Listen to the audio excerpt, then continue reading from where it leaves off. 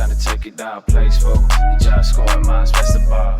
All right, ladies and gentlemen, I got your watch list coming into January 15th, 2020, and the stock market has changed forever. Well, actually, we will see next week. That is when they're expecting the changes, but essentially, some of the rules regarding news and how it is going to be disseminated and how it's going to work with traditional sources, it is going to change. It is actually 4 decades of history since we've seen, or time that we've seen something like this happen. So I want to go over that, explain that. Shout out to Colt. We get a unique, very unique benefit towards that. I'm really excited, pretty much getting the news and interpreting it as soon as possible.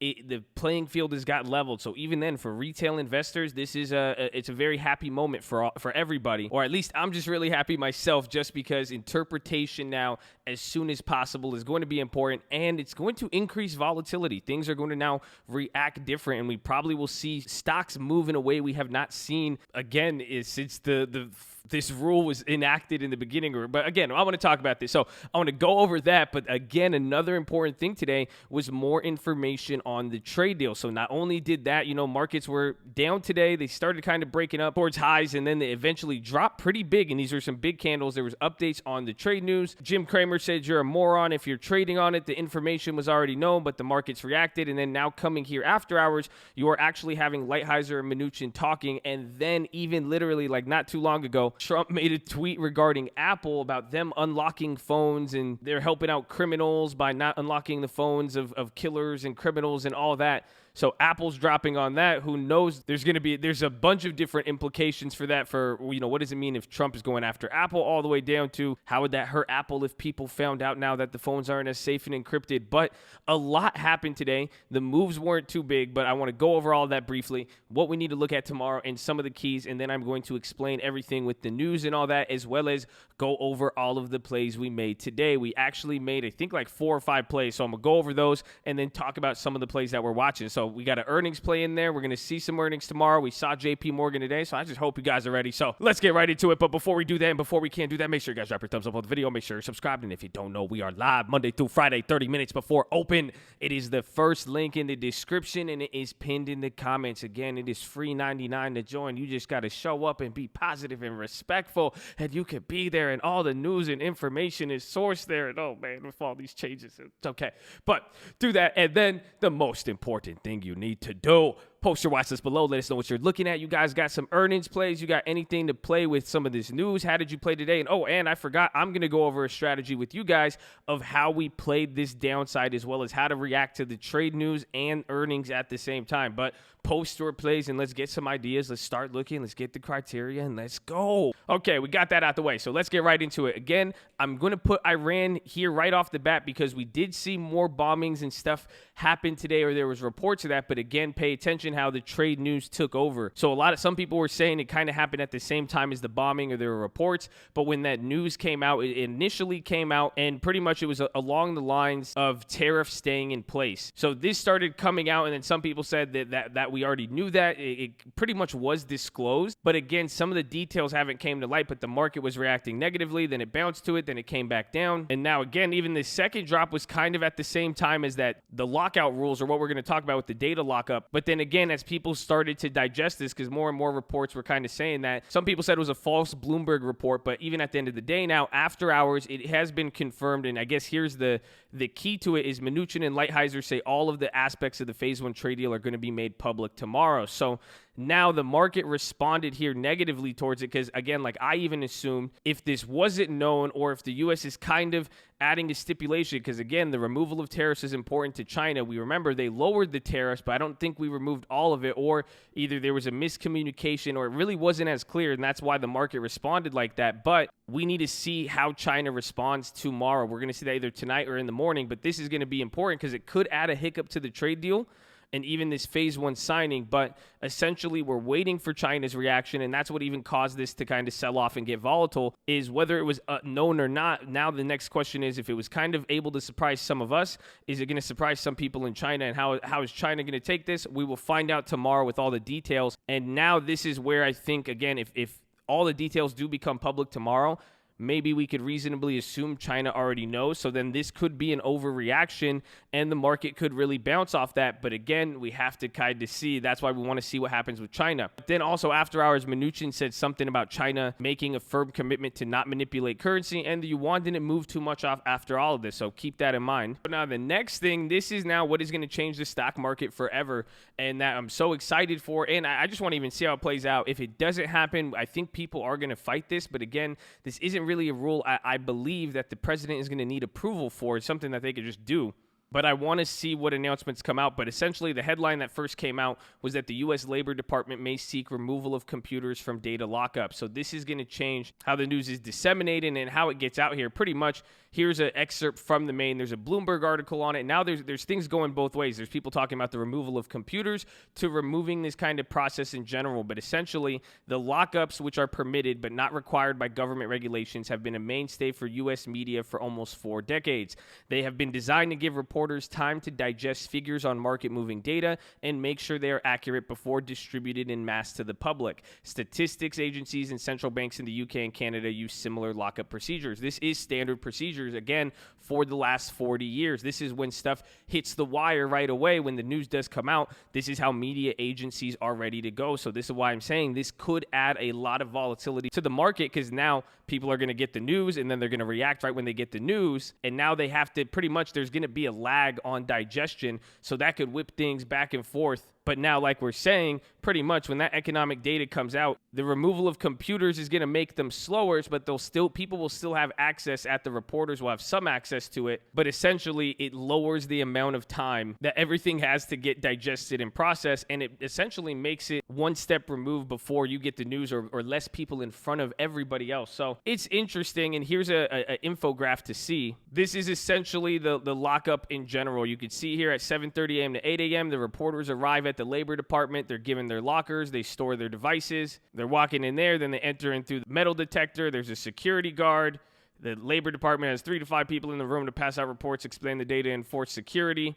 So I think that's all your yellow people right there. 8 a.m., the doors shut, and the reporters receive copies of economic reports that are embargoed, meaning they're not going to get released pretty much till 8:30. Oh, there you go. They're picking it, take one, pass it down. Then they go to their computers. Reporters work at computers that are temporarily blocked from the internet by a black box device. Some prepare articles for broadcast reports. Others just enter raw data into the computer. And then 8:30 a.m., the reports and machine-readable data feeds go out. At trading firms, computers instantly make securities trades. So essentially, these guys will still get the reports, but now they have to take the data and find a way. Maybe they have people waiting outside, who knows, and then hidden walls to protect signals. But depending on whether they remove computers or change this process, it's essentially, as you can see here, before the 8:30 data comes out and the computers are ready to go, they already have data and digestion and everything processed, but now there's going to be a time delay between that. So this is going to affect a lot of industries. Again, some say this is an attack straight on Bloomberg or not, but as far as trading, this is going to change news in the markets forever. I'm pretty confident in that, again, depending on the scope of what is changed. But so far, this will create, the computer removal alone, I believe, will create still a big change. So that's pretty much it. I hope you guys are ready, man. They're going to the cult, showing up live, man. We are going to have a unique advantage doing what we've already been doing. So I'm really, really excited to see what happens. But let us get into the plays. So right off the bat, I'm sure everyone's curious about the Beyond play. This was crazy today. As you see here, that $84 is now worth $1,000. We did the ghetto spread, so we only have like $400 or $500 profit. We were up $1,000 on the ghetto spread today. These contracts were at $13 because Beyond was in the money, but it fell back down. We're still going to watch Beyond, but that one's just a crazy one. Again, at one point this morning, it was $80 into $5,000. So keep your eye on Beyond still. This is what we were saying with, it's going to have one of these down days. We're going to be able to get it. But besides that, we made a few other plays. Again, now this is the strategy I even want to talk about coming into how we ended up playing the trade news and all that. Because again, we're still awaiting the reaction from China and what details come out tomorrow and how the market reacts as well, mainly as how China reacts. But I did make a play when this came out. I made an Apple play. This wasn't my first play of the day. It was the second one. I did a Microsoft call earlier in the day. That one covered earnings, but pretty much when this news came out with the trade war stuff, I wanted to get a UVXY or SPY puts, but I wanted something that would give me kind of a little bit more of a 2-for-1. So I pretty much wanted a company that would react to this news that even has more relation to the trade war, but I wanted it to cover earnings. So essentially when the market was coming down, again, given the potential for even an overreaction in the market bouncing and coming right back with earnings, I didn't want to go crazy with the puts. So what I decided to do to get puts that would cover earnings, and I did this on 2 different companies, and the first one was Apple, but the whole idea here is I got February 21st puts. I did a put spread. I still kept it at a low price, high risk reward. It was actually $80 to buy them. It was a max reward of $5,000, so it's not too bad. They cover earnings. But again, my logic was I could play the downside. If the market does continue to go down off of that news, this would set me up into earnings, and pretty much I could get this play now. And even if the market bounces up, I could still have kind of a secondary shot with earnings. But the difference is I didn't spend a lot of money. It's pretty far out the money. So the play was a 240 put. I bought 10 of these, and you could have just bought them for 40 cents each if you wanted. But again, I wanted a little bit more quantity, so I did the debit spread, and then I sold the 235. It was a net debit of 8 cents, so $80 for 10 of them, $5 difference for 10 contracts. That's a $5,000 max reward. So this one is about 3 standard deviations outside of the money, so it's pretty far out the money for Apple. But my idea is here, if Apple does drop leading into this 2 weeks before earnings, maybe 3 standard deviations might fall right in the middle of 2, and then if so, we're kind of right in the criteria. But even then, small amount money there. So that one even actually, I believe it closed down, or it's like down $5 since we bought it. So that one's just holding value even with the market kind of closing there. We'll see tomorrow. And then now with this news at Apple. But then the next company I did that on again is Baidu. I got a Chinese related company, and Baidu was up a lot recently. Remember, if you guys remember a few months ago, we played it even on the downside. So they've had a spectacular run up. So I even thought there was a little bit more wiggle room. That's why I could get further out the money. And again, the contracts were still cheap by itself, but my premise behind all this was that I kind of got like a reason to play it with the market going down and potential trade news going bad or any negative updates.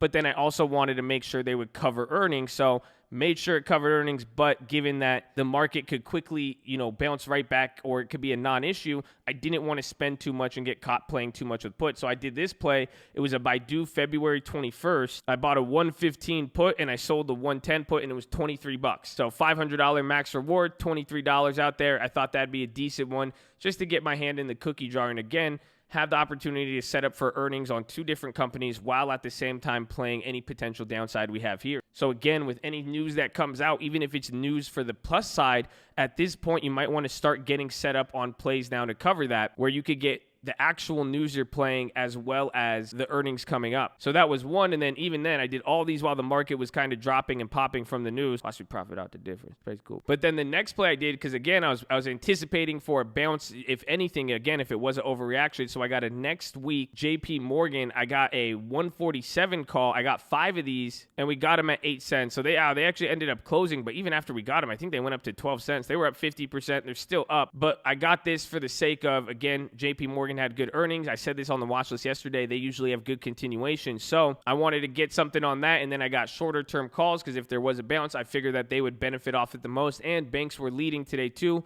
And then you also got some more of the bank earnings that could cause some positive reactions. So there was that play. And then back to the first play I made as far as the other calls. And these ones got smashed. And these ones, again, they actually cover earnings too. I got a Microsoft 177.50 for 27 cents, and now they're at like 20 cents. But again, these are all far out the monies. I think these ones are actually 2 standard deviations away. The Apples were the furthest out the money, and even the Baidu. But the Baidus were a little bit closer. But the key is things could change a lot into earnings sometimes. So again, I'm scaling in small. That's why I'm spending $20 here, $30, $40, spacing it out. So then that way, come towards earnings, we could still have a position. And then if it does good in our favor, we could be up coming into earnings. But if not, I could then reposition at a way higher quality play as the prices drop. Because if I lose on this one, these ones are probably going to come down too. Again, it all depends on what the underlying does. So that's the other play I made today.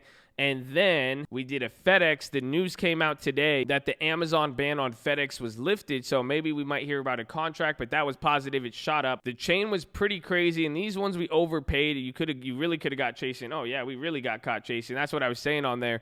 They were good. You could have ghetto spreaded them. I bought these for 55 cents. The 177.50s again, then it quickly dropped down. But when it has time on it, but FedEx already has earnings. So that one was more playing the news on there. But with the time, we'll see. And again, it's kind of crazy. You can could see how playing the news events, we spent more for this play than getting some of the catalysts and earnings. So this one was a lower quality play, I would say. We were barely up on it, but I even put that out there, even in the stream alert. I said, don't get caught chasing, because these were like 18 cents. So they kind of did end up leveling out, but we'll still keep watch on that. And then finally, UNH. They have earnings tomorrow morning. I played this because they met the criteria. If you are not familiar with the earnings criteria, we have a video. It's called Turning 160 into 1600 on Tesla. And it has standard deviations, I think, in the title. But we go over the whole standard deviations thing and what this criteria is. But UNH met the criteria. So I got 2 next week plays. We played both ways. And pretty much the summary of the criteria, essentially, it's where the market is pricing through the price of the contracts based on earnings, where they're pricing pretty much almost a 1 standard deviation move, about 75% or higher. And then if they are, you look 2 standard deviations out, or a standard deviation and a half. And if they're still cheap and they're pricing a big move pretty much at the money, but they're not expecting anything above that, you're